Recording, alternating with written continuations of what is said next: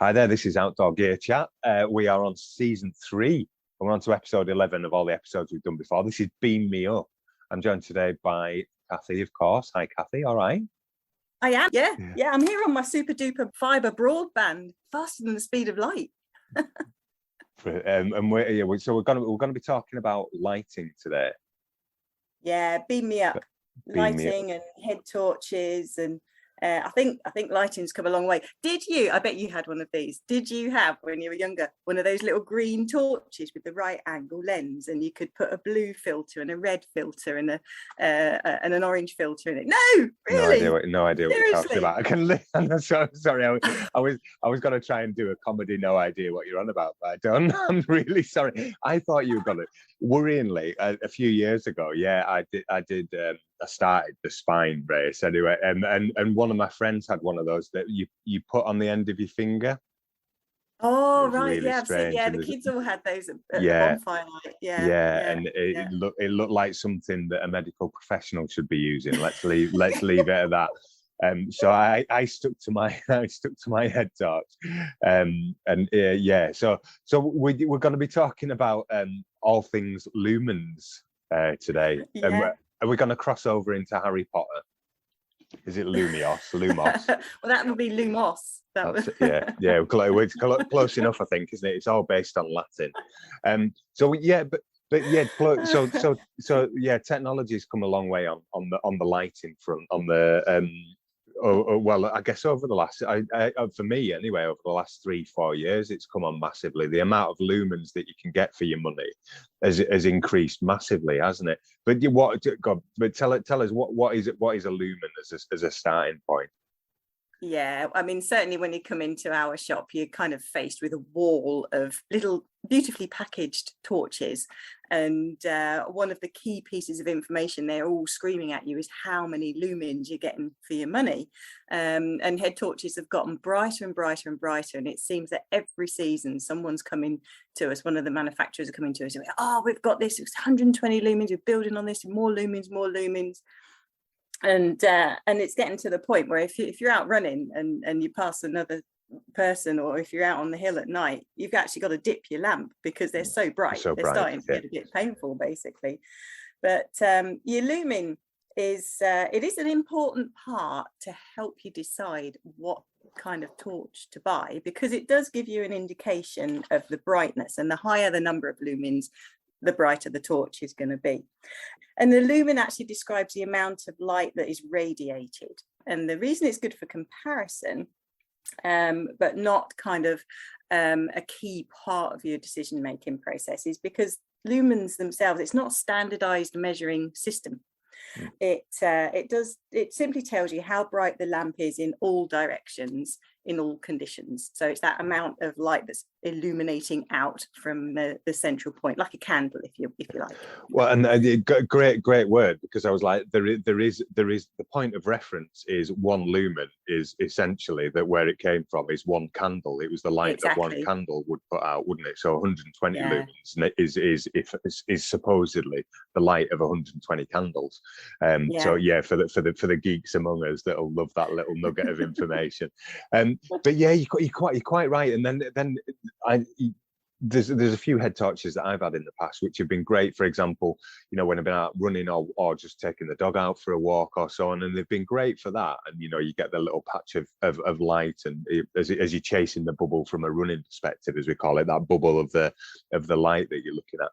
But then the cloud comes down when you're up on a mountain, and suddenly all you can see is a bit of white on a cloud just in front of your face, isn't it? So that's so frustrating. And sometimes as well, if it's a very, very wet, still evening, your breath just condenses in front of your face as well. So your beam just throws back off that, so you can't see a thing. You can't even see your feet, and it's desperately frustrating. Actually, the best thing to do in that scenario is to take the head torch off your head and attach it to your rucksack strap, or some people actually hold it so they can see their feet. But moving it away from certainly your mouth, where all your breath is coming out and condensing, is definitely the best thing to do. And that, sometimes as well with modern intelligent lighting that we'll get onto, that will react to your breath as well. So you're busy trying to see where you're going, trying to concentrate on what you're doing, and the torch is like flashing on full beam, short beam, full beam, short beam, where it can start absolutely doing your nugging in at like 3 a.m. in the morning or whatever, if you're on an overnight. I see. So my torch collection, my torch collection isn't swanky enough for that. I haven't progressed to the reactive ones yet. But sorry, I interrupted you then. But... yeah, well, I mean, it really does point out why the lumens isn't just, you know, what you need to think about when you're using your torch. Like all technical outdoor equipment, you really need to think about how you're going to use it. And because, again, all this lovely, beautiful technical equipment has been made to be so specific, it might be that one torch will do lots of different jobs that's better for you if you do multi-activities, and there's other jobs that are just very specific, or other torches rather, that just do a very specific job, which is better for that one thing. So really, that's where you need to start. What am I going to use it for? Am I going to be going away on an expedition and using my torch in ridiculously cold temperatures? So I need to think about where the energy source is and how I can keep that warm and make sure that cold temperature doesn't cause the battery to fail really quickly. Or do I need to really think about how much weight I'm carrying? Is that really critical? Am I on a super light backpacking trip? And I need the tiniest, smallest light because I'm in summer, so I'm not going to need my lamp that often. And I want it super compact and really lightweight to go on my head so I can't feel it. Yeah. So, and that, I was just going to say, that's one of the things that I've had. I had an amazing head torch, but it just gave me back and neck issues because it was too heavy. And as I'm moving around, even from a walking perspective, it's moving around, and then suddenly I've got that pain to be dealing with as well. Which then people say, well, move the battery pack onto your hips or something. Right, well, I'd rather not do that at all. I'd rather have something lighter. So take me through the stuff that you've got in shop, or the different types of stuff what were the different types of lighting equipment that we've got available to us, I guess, because we've mentioned head torch a few times, haven't we? But it's wider than that. Yeah. I mean, definitely predominantly the head torch range that we sell is by far and away the largest section of our lighting. We do have, more so during the summer months, we do try to keep them in all year round, different types of lanterns as well.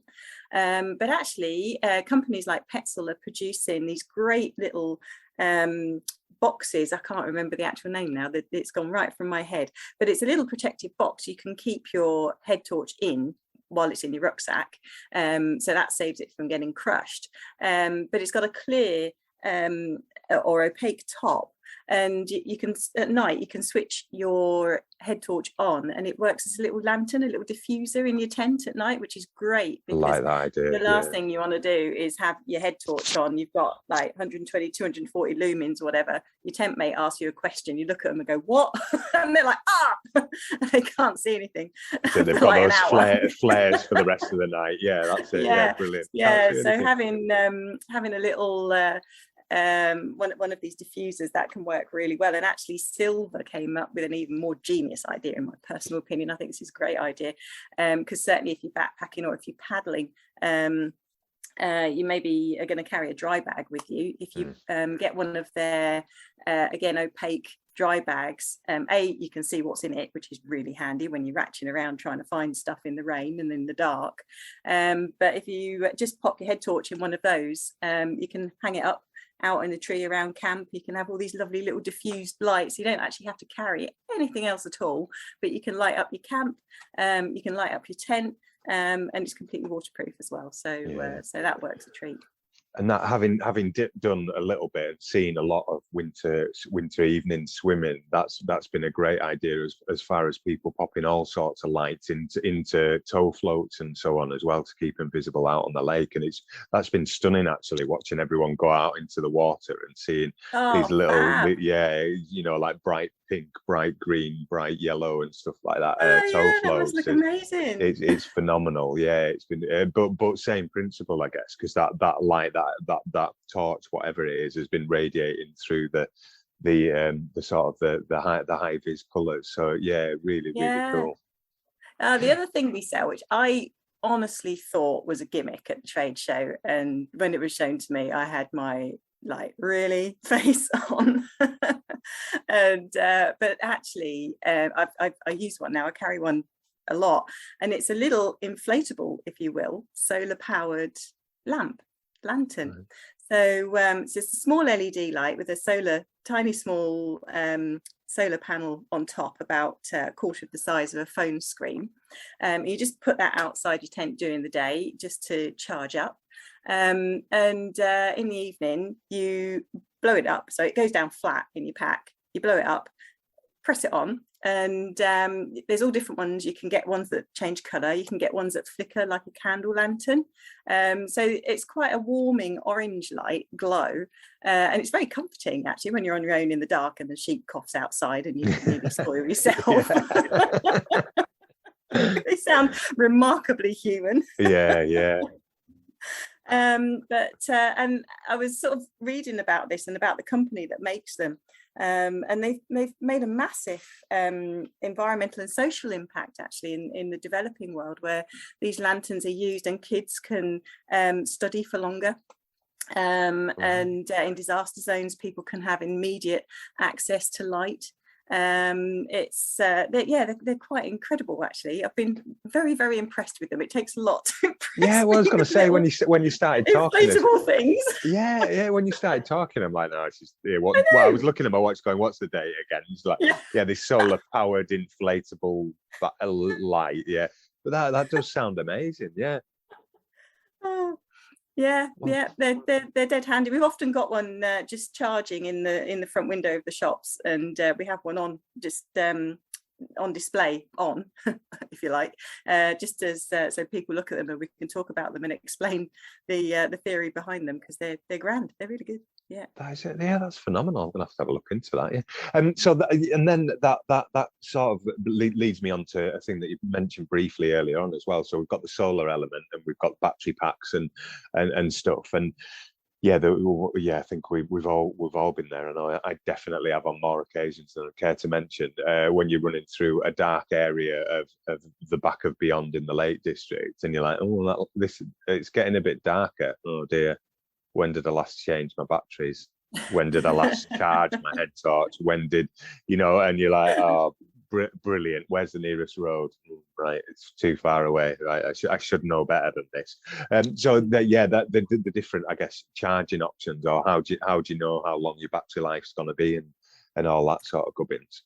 Yeah, it is tricky because you've got, of course, lots of different functions on a torch, and when you look at the initial information on runtimes on the packaging, that's again gives you a very general idea. Your runtime is going to be changed dramatically by the strength of beam that you're using. If you've got your torch on a spotlight function, for example, so it's actually throwing out the furthest beam that it can in a very narrow shaft of light, that's probably going to drain your battery more than if you're needing your tent around camp and you've got a floodlight on. So it's a much shorter beam, and it covers a much broader, wider area. And then, of course, you've got temperature, as we said, and depending where you are as well, depending where you're traveling, traditional batteries might be easier to get hold of. You might not have access to USB charging facilities. You can get solar power, solar panels you can take out with you and charge your phone from your light from there, of course. But I think the key thing is you need to have your backup batteries. You need to have your backup power bank, definitely, if that's how your torch is powered. But also learn how to use your torch and learn how it's going to tell you when it's running low, because a lot of them do have regulated output these days, and that means that they will work at maximum and then they'll just turn off. There's no getting darker and darker. There's no little warning. There's no, I'm getting a bit tired. It's just like, it might just go flash, flash, flash, bonk. That's it. Which could create a real problem if you're climbing, for example, or if you're crossing a glacier. That's a serious issue. So it's learning how it's going to tell you when it's failing, and just working with the information that the manufacturer gives you about how long it's going to last, and experience using it as well. Now, if you go for something like a Petzl Neo Plus, you can actually link that to an app on your phone. And the app on your phone allows you to display your headlamp performance. So that will actually tell you in real time how much battery you've got left. You can configure lighting profiles on it. You can adjust the brightness of your lamp. It's like, oh, I've not got that long left. I'll just tone down the brightness of my lamp. It will last longer. You can, and this is the ultimate in nerdy geeky gizmo, you can on your app, on your phone, type in a short distress call, and your torch will then flash that distress call in Morse code. Awesome. How cool is that? So that's for your programmable head torch. Alternatively, your cheap head torch, you just flash SOS. yeah, well, exactly, yeah. Which I can never remember is ... dash or dash dash ... dash. But normally that is actually written on your whistle that you should be carrying as well, and you can just work it out from there. Well, I just want to go back to the safety critical bit for me, is that message, isn't it? Is that for, I guess, people who are just starting to explore or get in the outdoors, is either making sure you're regularly changing batteries, or making sure you're fully charged on a regular basis, or if you are going to be, as you described, crossing a glacier, probably a pretty good idea to have a backup on your person as well, that you absolutely know is going to work.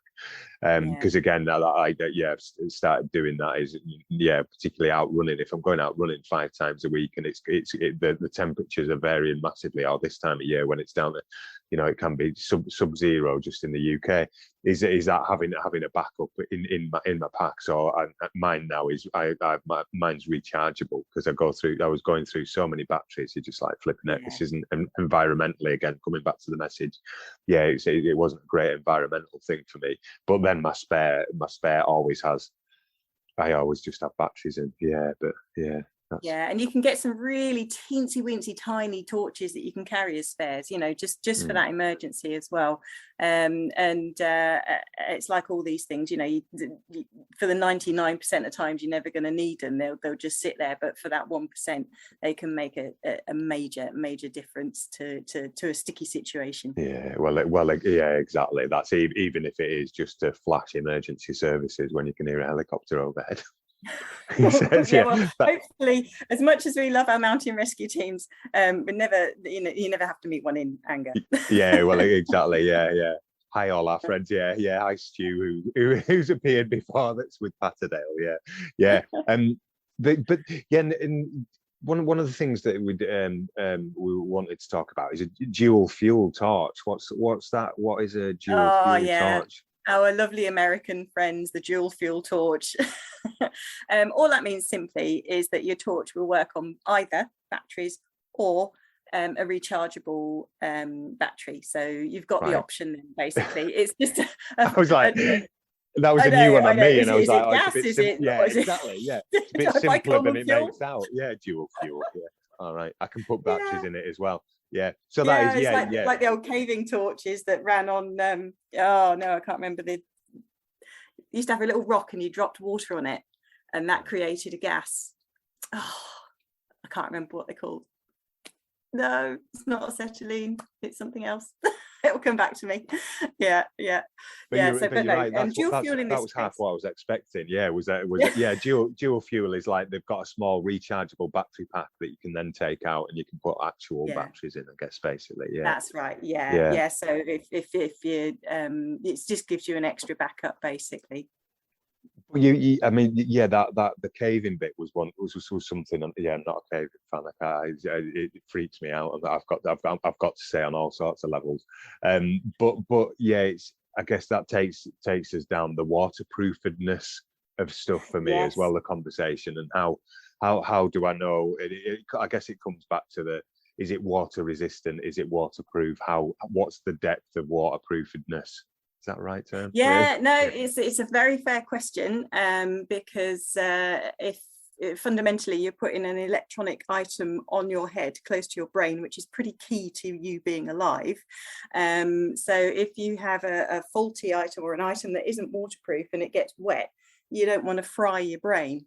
So it's pretty critical, and you will find that all quality torches will carry the international IP rating. So what that means, it's an ingress protection rating, and the code represents the product's protection level against the, and I quote, intrusion of solid objects and liquids, and is quoted in the product instructions. So basically you're looking for the letters IP followed either by 1 or 2 numbers. Petzl do have a lovely little bit on their website explaining all of this. So if it doesn't make sense with me talking about it, there's a much better visual table on their website. And so you've got the letters IP followed by 1 or 2 numbers, and the first number will represent the solid objects that your torch has been tested for protection from. So for example, dust. And the second represents liquid objects. So for example, water, and the higher the number, the greater the protection. So what that means in real life, if you look at a torch and it quotes IP3, that means it's been tested to keep out rain. But a torch quoting IP67 has been tested to give protection against temporary immersion and is dust tight. So that means it's ideal for expeditions.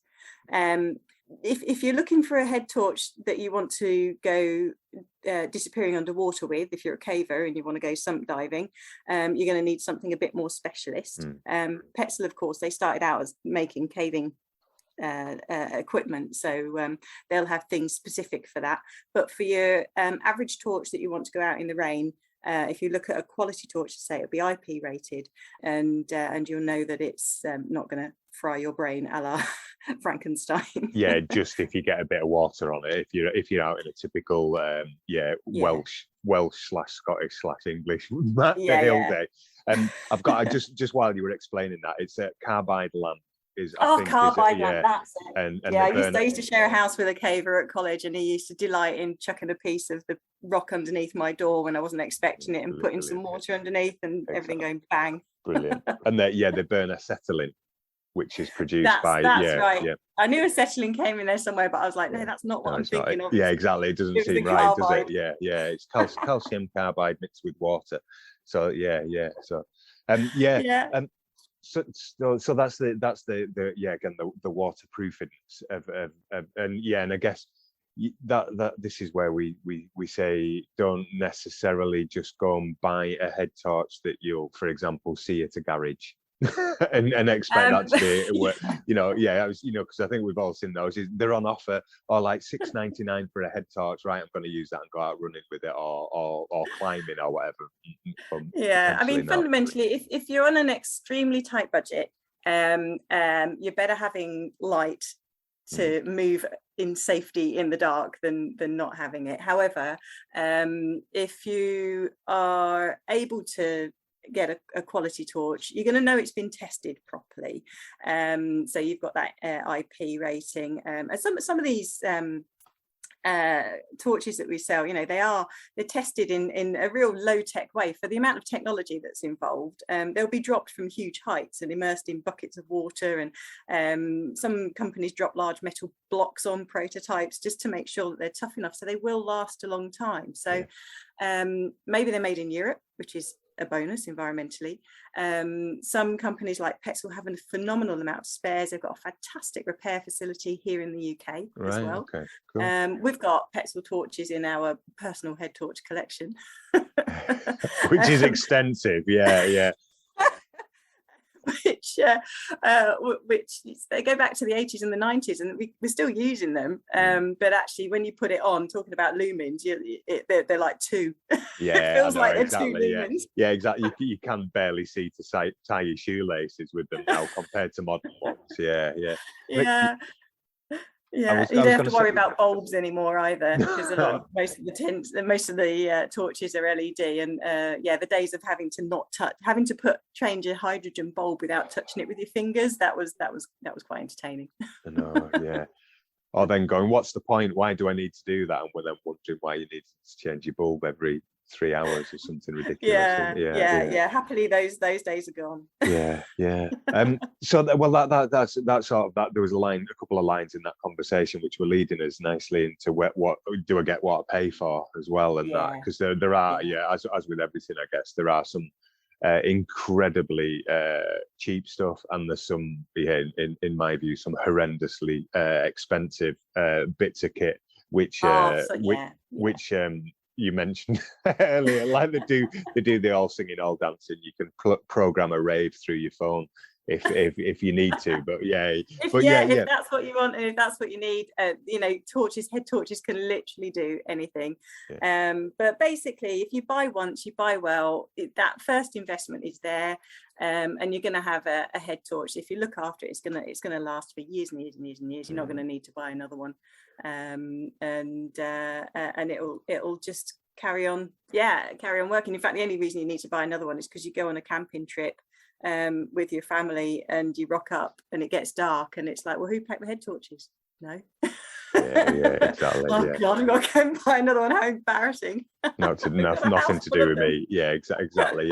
Or as I've done on far too many occasions, gone to slam the boot of the car, van, whatever, and wondered why the boot won't close, and slammed, and then suddenly realised there's small pieces of plastic going everywhere, and that was my head torch. Fallen off my head. I have done that more than once. Again, you'd think I would know better by now, wouldn't you? But never do anyway.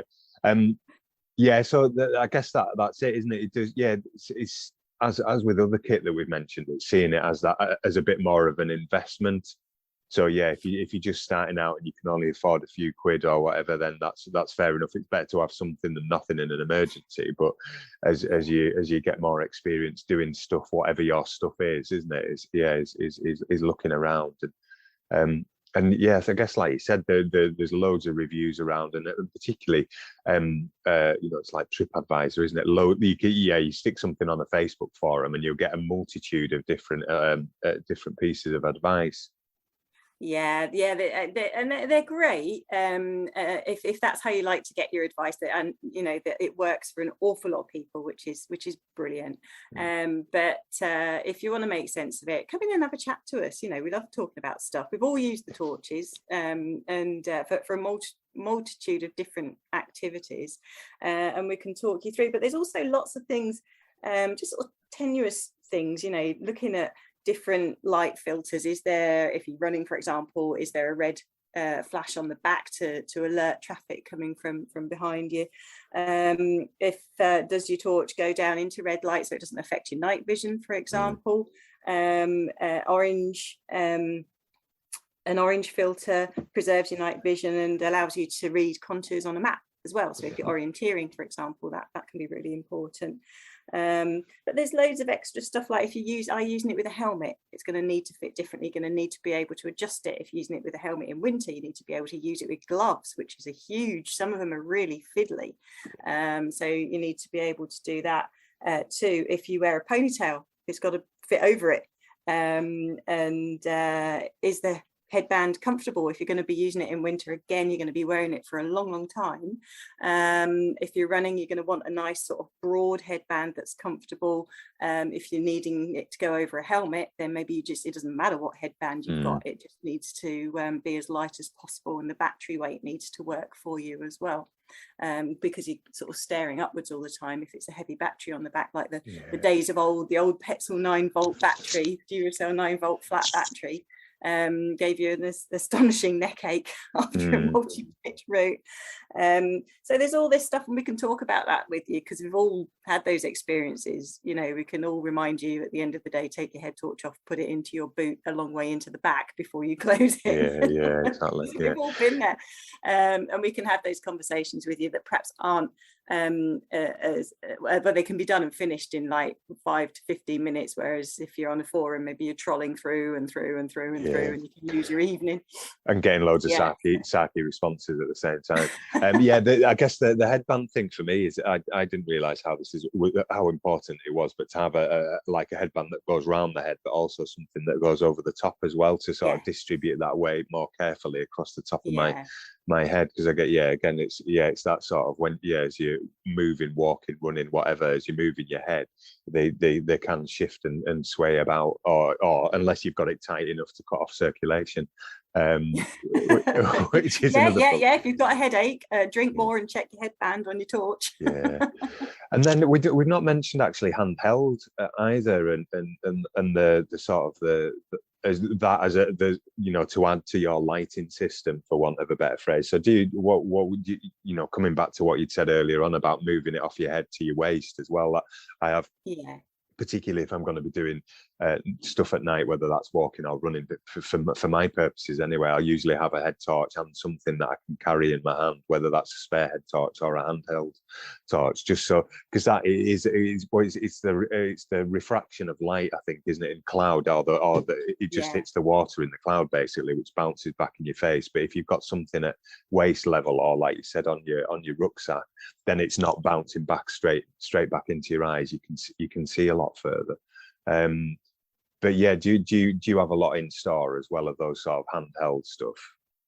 Is that something you stock a lot of? I don't think we do. We tend to sell head torches, really. I think we've definitely had handheld torches over the years, but we sort of saw sales on those dip off, and now instead, if certainly in your tent anyway, you can have your little inflatable solar lamp going on.